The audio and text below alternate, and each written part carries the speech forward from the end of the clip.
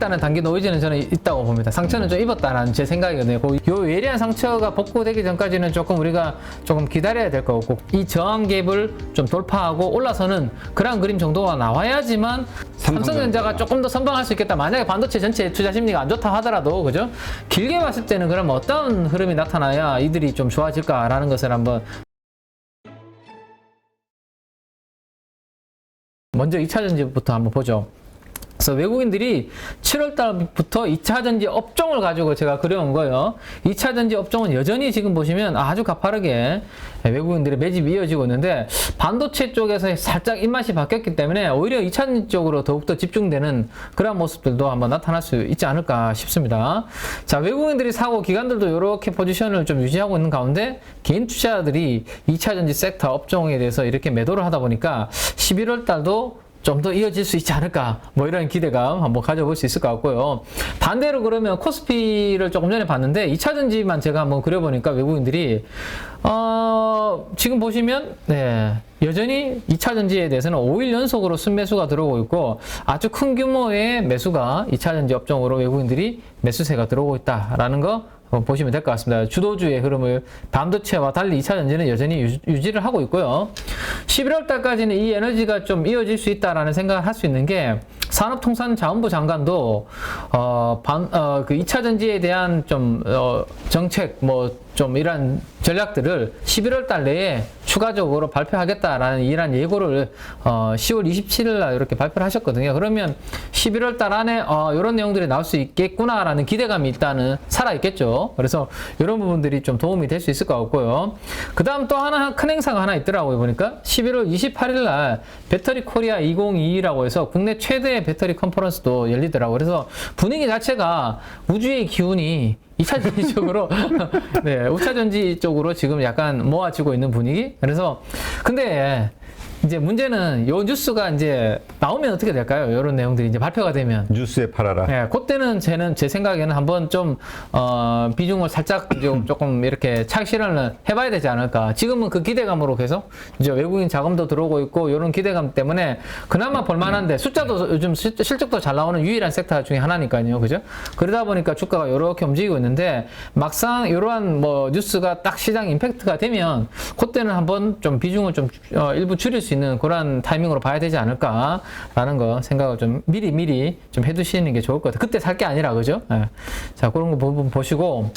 그래서 오늘은 시간이 제가 이제 조금 빡빡하기 때문에 미리 이제 좀 2차전지 관련주로서 좀 덜 오른 것을 참는 분들이 계시다면, 오늘은 또 새로운 거를 하나 말씀드리면, 지난주에 제가 목요일 날은 큰 종목으로 LG화학이라든지 하방이 막혀있는 SKC 이야기를 좀 드렸고, 금요일에는 배터리 셀부터 양극재, 음극재까지 이렇게 순환매가 다 돌았으니까 이제는 장비주도 한번 봐볼 만한 그런 타이밍이다 라고 해서 PNT라든지 아바코라든지 이런 종목들 우리가 봤는데, 오늘은 이제 좀 시가총액이 작은 종목들까지 이제 온기가 좀 확산이 되지 않을까 싶어서, 지난번에도 우리가 몇 번 공부를 했던 종목들입니다. 시가총액 3천억대 전후에 있는 2차전지 전해액 첨가제라든지 이런 소재 관련주들이 있거든요. 근데 지난번에 분위기 한번 달아올랐을 때 이렇게 쭉 올랐었다가 200일선까지 갔다가 전체적으로 우리 9월달 시장이 안 좋아지면서 원위치, 그죠?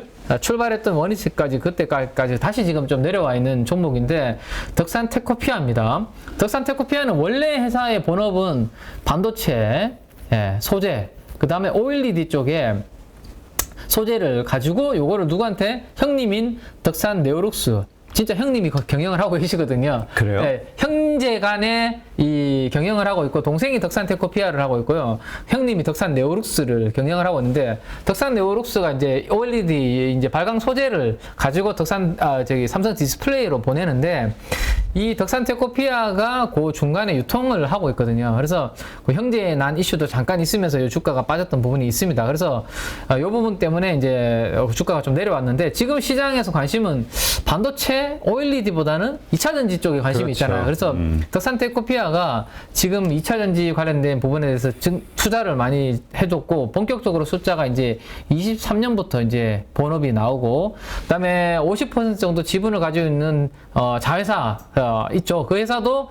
미국의 테네시주에 지금 증설을 하고 있는데 거기에는 SK 온향으로 이제 전해액을 이제 공급을 하거든요. 그래서 2차전지 소재 기업으로 본다면 주가 밸류에이션이 시가총액 3천억 수준이면 그렇게 부담이 없고 주가도 올라갔다가 다시 원위치한 가격이기 때문에 11월 내에서 2차전지 관련주들의 분위기가 계속 조금 이어진다. 정책 발표 전까지 그때 좀 덜 오른 종목을 중소형주 중에서 혹시나 만약에 찾으신 분은 이 종목을 한번 공부해 보시는 게 지금 위치에서는 나쁘지 않다. 그 다음에 목요일, 금요일 날 기간 수급도 거래량 대비해서는 좀 의미 있게 들어왔기 때문에 그 부분 종목 이야기 하나 먼저 해드렸고, 자, 그 다음 이제 반도체 쪽인데요. 이게 시장의 색깔이 너무 확 바뀌어버렸어요, 반도체가. 그러니까. 그죠? 좀 아쉽죠. 자, 일단 근데 우리는 좀 그 부분에 대해서 이야기를 좀 나누긴 했는데. 근데 네. 이게 이런 관점에도 봐야 될 것 같아요. 노이즈냐, 정말로 완전히 그 펀더멘털이 바뀌는 것이냐. 네네. 일단은 단기 노이즈는 저는 있다고 봅니다. 상처는 좀 입었다라는 제 생각이거든요. 그 이유를 한번 말씀을 드려보면, 일단 지금까지 보이지 않던 일단 외국인 수급이 잡혀, 지난주에 우리가 보여드렸던 게 이거였죠. 인위적 감산은 고려하지 않는다. 기본 입장을 고수했던, 그 다음에 요 사이클, 요걸 기대했는데, 그게 살짝 늦춰질 수 있다라는 걸 이야기를 나눴습니다. 자, 조금 전에 2차전지 업종에 대해서 제가 투자 주체별 순매수 누적 포지션을 그려왔는데 조금 2차전지 업종과는 반도체가 조금 달라진 모습이 지금 눈에 띄시죠. 자, 외국인들이 2차전지는 여전히 꾸준하게 사고 있는 흐름인 반면 반도체 업종에 대해서는 외국인들의 이 매수세가 꺾인 그림이 나타나고 있습니다. 그리고 기관들도 보시면 사모펀드도 꺾어버렸고요. 연기금, 투신이 다 매집하다가 조금 꺾어버리는 모습. 아쉽게도 개인들이 파는 동안 반도체가 좋았는데 개인들이 지금 오히려 그 물량을 받아서 사고 있는 그런 모습이 뚜렷하게 달라진 모습이고, 그 다음 반도체 업종에 대해서 1개월 동안의 외국인 동향을 보시면 이렇게 매도가 강하게 나온 적이 최근 동안 없었죠. 그래서 1개월 동안 처음으로 이렇게 매도가 찍혔다. 그래서 단기적으로 조금 전에 봤던 그런 뭐 뉴스들 이런 것들로 인해서 저는 이제 좀 예리한 상처를 좀 입은 게 아닌가라는 생각이 들고, 요 예리한 상처가 복구되기 전까지는 조금 우리가 조금 기다려야 될 것 같고, 공격적인 대응은 그 이야기는 제가 차트를 가지고 조금 이따가 한번 해드릴게요. 자, 삼성전자도 마찬가지로 지금 보시는 것처럼 9월 중순 이후로 꾸준하게 들어오다가 지금 보시면 수급이 이렇게 꺾여버렸죠. 외국인들이 한 번도 이렇게 꺾인 적이 거의 없었는데 꺾였고요. 사모, 뭐 투신을 중심으로 다 이렇게 수급이 꺾였습니다. 반면에 개인들이 삼성전자를 다시 지금 사버렸네요. 그래서 삼성전자도 조금 이렇게 움직임이 주춤했습니다. 자, 삼성전자도 마찬가지죠. 9월 28일 이후로 처음으로 외국인들 매도가 이렇게 1,000억 이상 크게 잡혔다라는 거 한번 보시면 되고, 자, 요 자료는 SK 하이닉스가 지난주 후반에 이제 실적 발표했죠. 그리고 이제 자료를 냈는데 그 자료에서 제가 가져온 내용입니다. 캐펙스 전망에 대해서 이렇게 발표를 했습니다. 우리는 요 기대감에 바닥에서 하이닉스 한번 좀 괜찮게 보자라는 말씀 드렸는데, 여전히 원래 10조 원 후반에 설비 투자한다고 했다가 내년에는 50% 감축한다라고 이렇게 자료를 보시면, 컨퍼런스 콜 자료를 보시면 들어가 있습니다. 그래서 이것까지는 나쁘지 않아요. 그죠? 하이닉스는 이제 설비 투자를 줄이겠다라고 발표를 했습니다. 근데 아쉽게도 삼성전자가 이제 버티는 바람에 지금 분위기가 싸해졌는데, 하이닉스도 지금 보시면 외국인들이 수급이 이렇게 반전이 돼버렸죠. 하이닉스 개인들이 이렇게 들어와 버리고, 그래서 수급이 우리가 원래 좋아하던 수급과는 반대의 그림이 만들어졌고, 하이닉스도 한 달 동안 이렇게 1,000억 이상 판 적이 없는데 처음으로 수급이 바뀌어 버렸습니다. 그래서 저는 그래서 이제 외국인들의 입맛이 조금 바뀌었다라는 말씀, 단기적으로 조금 예리한 상처를 입었다라는 말씀, 그래서 이제 좀 드리고 있는데, 자, 그러면 이게 단기적으로는 예리한 상처를 입었기 때문에 조금 주가가 좀 쉬어갈 수 있다라는 생각이고, 길게 봤을 때는 그럼 어떤 흐름이 나타나야 이들이 좀 좋아질까라는 것을 한번 짧게만 말씀드려보면, 위에 그림이 뭐냐면요, 회사 매출액 대비해서 재고자산이 얼마나 쌓여져 있는지를 보여주는 거는데, 제가 이번 주에 발표된 것까지 업데이트를 해온 거거든요. 대부분 아마 자료들 보시면 여기까지, 지난 분기까지가 많을 거예요. 제가 이제 3분기 발표된 것까지 매출액을 나눠서 계산을 해보니까 이 매출액 대비해서 134% 수준의 재고자산이 더 많은 거죠. 그러니까 가파르게 지금 재고가 너무 많이 증가한 그런 그림을 볼 수 있습니다. 근데 이렇게 재고자산이 사이클상으로 많이 쌓이고 난 다음에 의미 있게 60 이상으로, 매출액 대비해서 60% 비중 이상으로 올라오고 난 다음에 재고가 투자를 줄이고 웨이퍼 투입량을 줄이면서 생산이 줄어들면서 재고가 줄어들었어요. 다 이렇게 보시면 다시 그죠? 이렇게 줄어들었을 구간에서 하이닉스가 코스피 대비해서 얼마나 선방을 했는지를 보여주면 주가 움직임이 다 이렇게 강했다고. 코스피 대비해서는 상대적으로 강한 주가 움직임이 나왔거든요. 그래서 이번에도 지금 주가는 이렇게 전체적으로 하이닉스가 코스피 대비해서는 조금 약한 모습을 보여주고 있는데 이 재고가 물론 다음 분기, 다다음 분기도 제가 계속 체크를 해서 보여드릴 텐데 이게 조금 더 이상 안 올라가고 예를 들어서 과거처럼 높은 수준에서 떨어지기 시작하면 하이닉스 주가는 그때부터는 추세적으로 올라갈 수 있는데 지금은 아직까지 그런 모습이 아니다 보니까 마이크론 투자 줄이고 하이닉스가 투자 줄인다고 하니까 센티가 조금 좋아지면서 올라왔는데 삼성전자가 빵 거기에다가 이제 뭐 뒤통수를 때려버리니까 다시 지금 원위치한 모습이거든요. 그래서 지금은 일단은 좀 쉬어갈 수 있을 것 같고 단기적으로 추세적으로 안정적으로 꾸준하게 이렇게 코스피 대비해서 주도주의 흐름을 보여주려면 확실하게 재고가 100% 아래로 꺾이는 모습이 나와야 그런 흐름이 좀 될 수 있으니까 좀 장투 관점에서 투자하시는 분들은 이러한 데이터를 좀 참고하시면서 하실 필요가 있지 않을까라는 거 말씀 좀 드리겠습니다. 그 이유는 제가 자료에 넣어드렸으니까 그거 한번 읽어보시면 될 것 같고 기술적으로 한번 보시죠. 기술적으로. 자, 제가 지난번에도 한번 말씀드렸던 것 같은데요. 요거는 상승할 때는 요 상승 갭을 메우면 안 된다. 그래야지 상승 에너지가 탄탄하게 유지될 수 있다라는 말씀드렸죠. 근데 이번에 방금 말씀드렸던 그러한 이슈들이 만들어지면서 이 상승 갭을 이 갭을 만들면서 하락 갭으로 여기를 빵 내려와 버렸어요. 그래서 그러면 여기가 원래는 아주 강한 지지였는데 올라왔을 때는 이거를 갭을 만들면서 다시 떨어지는 바람에 아주 센 저항 갭이 이번에 만들어져 버렸습니다. 그래서 단기적으로 내가 만약에 하이닉스를 이제 뭐 트레이딩을 해보고 싶다라고 하더라도 이 저항 갭을 좀 돌파하고 올라서는 그런 그림 정도가 나와야지만 하이닉스가 지난주 목요일날 금요일날 나타났던 이러한 좀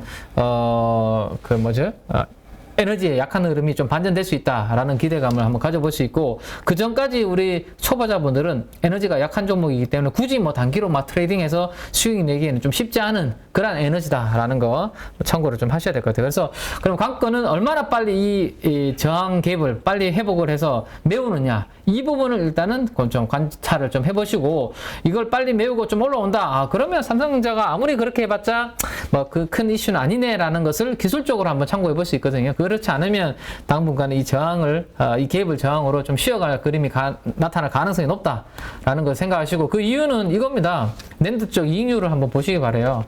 삼성전자는 낸드에서 2자리 이상 수익을 낸다라고 제가 말씀드렸죠. 네. 치킨 게임 좀 해도 10% 중반은 낼 거예요. 근데 하이닉스는 지금도 BEP 왔다 갔다 한다고 말씀드렸잖아요. 근데 삼성전자가 저렇게 치킨 게임을 만약에 심하게 한다면 아마 적자가 이렇게 된다. 요거 때문에 지금 다시 원위치한 거거든요. 그래서 요게 분위기가 조금 달라지는 걸 보려면 기술적으로는 방금 말씀드렸던 그 부분들이 좀 완화가 돼야 된다라는 것까지 생각을 좀 하시면 좋을 것 같습니다. 그래서 삼성전자 하이닉스는 그 부분을 보시고 요걸만 보시면 당연히 하이닉스보다는 삼성전자가 조금 더 선방할 수 있겠다. 만약에 반도체 전체 투자 심리가 안 좋다 하더라도 그죠? 삼성전자가 그래도 하이닉스 대비해서는 조금 선방하겠구나. 그리고 내일이죠? 내일이 이제 또 승진 이제 본격적으로 이제 그 부분이 있고 아직 뚜렷한 뭔가 좋은 내용 발표가 많이는 안 나왔는데 혹시 추가적으로 뭐 자사주 뭐 매입 소각 뭐 이런 이야기도 주주 환원 정책도 나와준다면 삼성전자가 그래도 하이닉스보다는 이러한 반도체가 센티가 안 좋아지는 구간에서는 조금 더 그나마 선방할 수 있겠죠. 그래서 그 부분 정도 염두해 두면 되지 않을까 싶습니다. 자, 그러면 반도체 관련해서는 뭐 궁금증이 좀 해소가 되셨는지. 뭐라 그럴까? 지금 그래서 네. 사실 그 전까지는 SK 하이닉스를 우선으로 보고 삼성전자는 왜냐면 반도체만 있는 게 퓨어가 아니니까. 아니니까. 네, 그렇죠. 순수한 반도체가 아니라서. 지금 마찬가지 논리란 말이에요. 네. 이쪽이 만약에 이런 어떤 반도체만 보면 이렇지만 그렇죠. 뭐 모바일이라든가 가전이라든가 여러 가지 것들을 또 봤을 때에는 네. 또 그쪽은 더 경기 침체 그 두려움으로 인한 또 이 하방 압력이 있잖아요. 그렇죠, 네. 그러니까 전체적으로 놓고 봤을 때 삼성전자와 하이닉스 투자 우선순위를 본다면 이거는 조금 더 달라질 수도 있지 않을까 싶습니다. 이게 삼성전자가 벌어들이는 이 규모를 한번 사업부별로 나눠보면 알 수 있는데요. 방금 말씀해주신 모바일도 있고 디스플레이도 있고 가전도 있고 여기가 반도체라고 치면 어쨌든 삼성전자의 주가와 이 사업부별로 실적을 가지고 주가를 같이 쭉 그려보면 이 반도체 사업부가 결국에는 상관관계가 가장 높거든요. 그리고 나머지는 이미 수요 침체로 인해서 기대감이 다 이미 바닥까지 떨어져 있는 그런 상황이기 때문에 지금은 반도체에 관련된 센티가 가장 강한 상황이고 지금 보시는 것처럼 반도체가 덜 깨지면 삼성전자가 그나마 선방할 수 있다라는 기대감이 있을 것이고 또 하나의 기대감은 이제 알파인 거죠. 이거는 제가 이제 삼성전자에서 나올 수 있는 그러한 이제 뭐 정책적인 여러 가지 발표할 수 있는 그러한 기대감들 이런 부분들까지 더했을 경우에 지금 반도체에 대해서 센티가 이렇게 안 좋은데 퓨어한 반도체를 하기보다는 상대적으로는 이게 낸드나 DRAM에서 오히려 영업이익률이 훨씬 더 높게 나오니까 치킨 게임에도 얘네들은 덜 깨질 거거든요. 그죠? 그러면 이 실적이 덜 깨질 거니까 반도체 사업부가 그러면 주가에 가장 큰 영향을 주는 반도체 사업부가 좀 버틸 수 있고 그 다음에 플러스 알파적인 주주 환원 정책까지 기대해 보면 반도체 관련 주에서 대형주를 고른다면 상대적으로 낫다라는 거지 2차전지보다는 당연히 저는 우선순위를 또 2차전지랑 만약에 삼성전자를 비교를 한다면 반도체와 2차전지. 그렇죠. 당연히 후순위를 볼 수밖에 없죠. 요 안에서만 비교를 해드린다면 그렇다. 네. 그러니까 우리가 차기 이제까지 그 주도주에 대해서 2차 전지가 좀 더 좋을 것이냐 혹은 반도체주가 다시 앞길을 네네. 끌을 것이냐. 지난주 초반까지만 해도 반도체가 이제 다시 끌 것이다. 뭐 두 개가 같이 사실 끌고 가는 쌍두마차였죠. 근데 완전히 조금 전에 외국인 입맛이 바뀐 것을 보셨지만 아마 반도체는 살짝 지금은 조금 밀려나지 않을까. 그 쌍두마차에서 그런 생각을 좀 해보셔야 될 것 같아요. 네, 알겠습니다. 자, 그 다음 이제 코스닥 쪽으로 이제 사모펀드 쪽으로 그냥 바로 네, 넘어갈게요. 3호로 그냥. 네네. 사모펀드 쪽으로 바로 한번 넘어가서 3호의 매수와 매도 네. 이쪽을 한번 지켜보면서 네. 네. 자, 사모펀드 쪽을 보시면 우리가 지난주에 재건 관련된 이야기도 해드렸고 미국의 캐터필러 이야기들도 해드리면서 오히려 건설 중장비 관련 애들은 잘 버티고 실적도 잘 나오네. 그래서 다우도 괜찮네 라는 이야기를 나눴습니다. 지난주에 보시면 사모펀드는 역시 진성TEC 캐터필러의 이 하부 구조물을 이렇게 담당하고 있는 이런 연결을 해서 진성TEC를 빨리 또 사들이는 그런 모습들이 나타났고요. 그 다음에 이제 이 사모펀드에서 들어온 것은 2차전지 관련주들을 역시 들어왔습니다. NKM이라든지 전해에 관련된 그 다음 이제 LNF 그 다음 2차전지 장비 쪽으로 사업부를 조금 전환하고 있는 나바코 그 다음 조금 전에 제가 아직까지 조금 오른 게 없는 덜 오른 2차전지 관련주로 분류될 수 있다고 말씀드렸다. 덕산 테코피아도 사모펀드가 이렇게 좀 사는 그런 모습들이 나왔습니다. 그래서 사모펀드는 요 2차전지 관련주들을 일부 샀고요.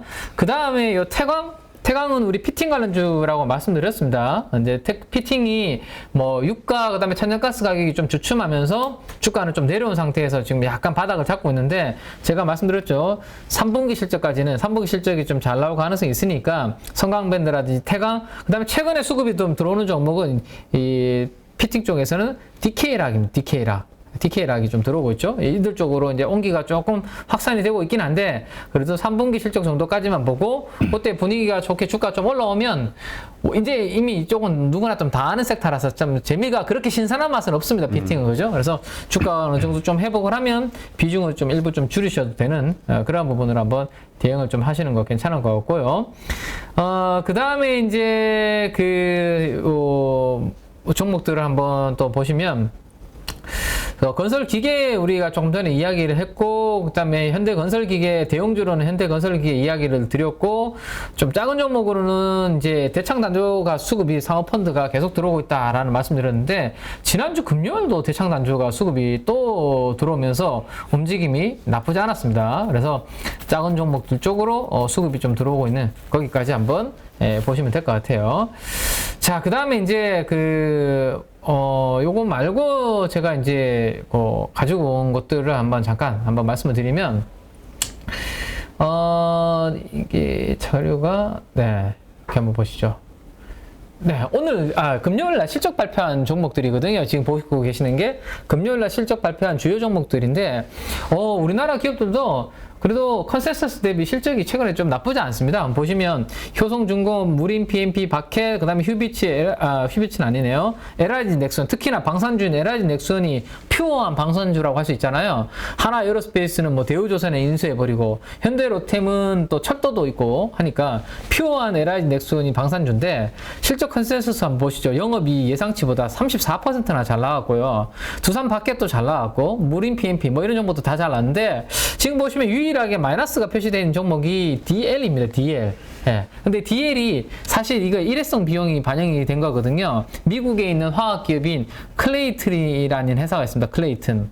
이 회사를 인수하면서 원래 1분기부터 일회성 비용이 계속 잡혔는데 이게 3분기로 이제 마무리가 된 것 같아요. 그래서 사실 그 부분을 반영을 하면 이 이익이 더 잘 나왔겠죠. 그래서 원래는 컨센서스 대비해서 그 일회성 이익 비용을 감안하면 이거 잘 나온 거거든요. 그래서 혹시나 요거를 외국에서 해석하신 분들 오늘 아침에 저는 뭐 아침장 시가라든지 이런 부분도 실망하고 팔 수 있을 것 같아요. 그래서 근데 그렇게 팔 상황이 아니니까 혹시나 가지고 계신 분들은 그런 부분 동조해서 움직이실 필요 없이 걱정하실 필요 없다라는 거 한번 말씀드릴 수 있을 것 같고, 그 다음에 자동차 관심 많으시잖아요. 네. 그래서 완성차는 분위기가 지금 실적 컨센서스가 안 좋아요. 그래서 수급도 지금 별로 기관들 수급 보시면 전체적으로 안 좋죠. 근데 자동차 부품은 최근에 오히려 컨센서스 실적 전망치가 올라오는 분위기입니다. 기관 수급도 좋은 분위기고요. 그래서 지난주 금요일날 대형주로서 자동차 부품 수급 세게 들어온 게 기관과 외국인들이 동시에 들어온 게 현대모비스.